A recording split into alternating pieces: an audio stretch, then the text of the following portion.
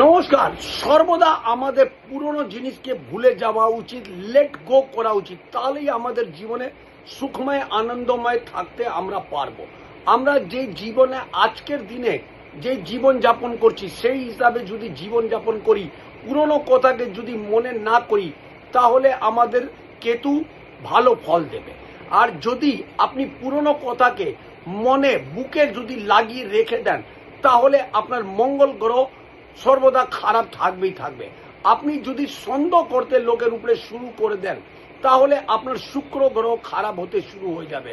আপনি যদি নিজের ঘর অফিস সব জায়গায় যদি নোংরা করে রাখেন, পরিষ্কার পরিচ্ছন্ন না করেন, তাহলে আপনার রাহু গ্রহ খারাপ হয়ে যাবে।